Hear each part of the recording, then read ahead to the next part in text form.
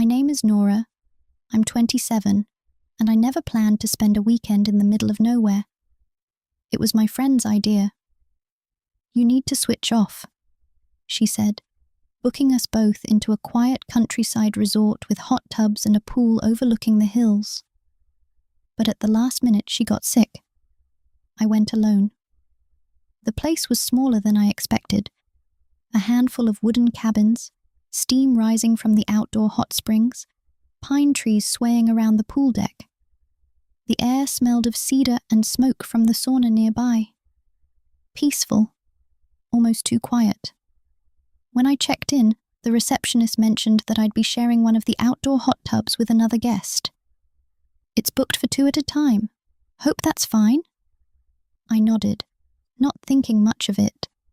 That evening, I slipped into the steaming water just as the sky turned orange. The mountains glowed in the distance, the surface of the pool reflecting the sunset like glass.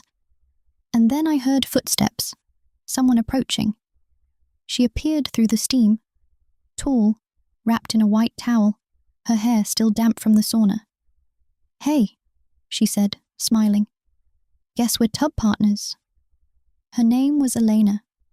She was 30 from the city, working remotely for a travel agency.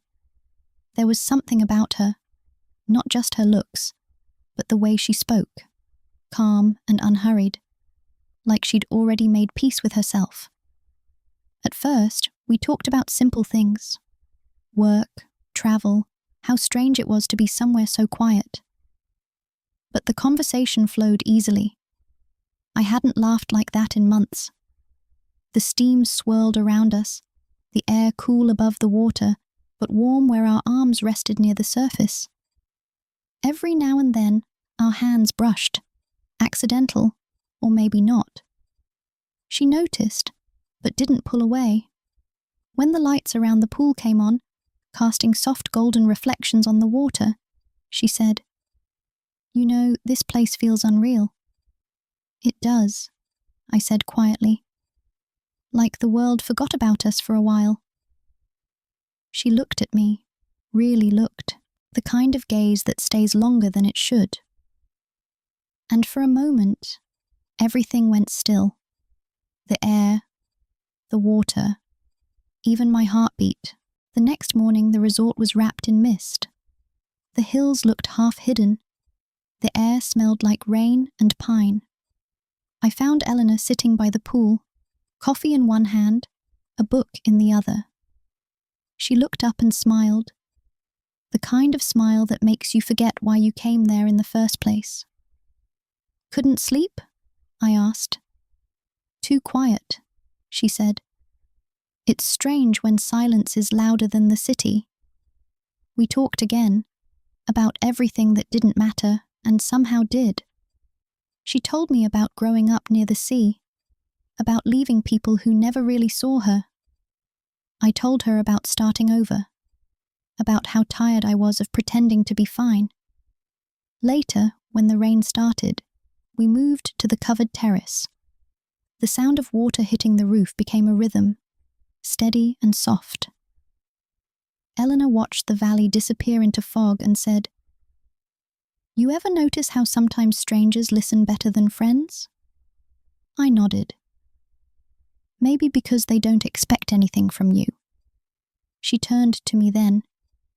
"Maybe because they see you before the world tells them who you're supposed to be." Something about that sentence stayed in the air. It felt like the truth. That evening, the rain stopped. The air turned clear and cold. The resort staff lit lanterns around the pool, their reflections trembling in the water. We sat by the fire pit wrapped in blankets, sharing wine and stories that grew quieter as the night deepened. At one point she said, "I almost didn't come here." "Why?" "Didn't want to be alone," she answered.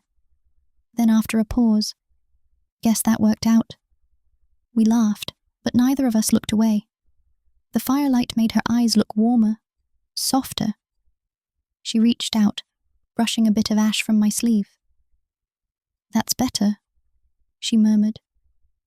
It wasn't a grand moment, No music, no sudden confession. Just stillness, connection, the space between words that felt like understanding. When I finally went back to my cabin, I stopped halfway up the path and turned around.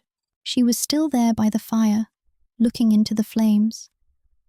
I realized then that I didn't feel like a guest anymore.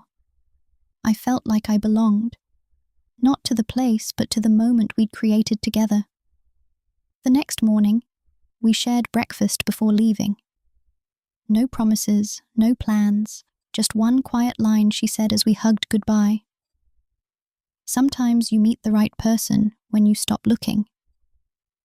And for the first time in a long time, I believed it.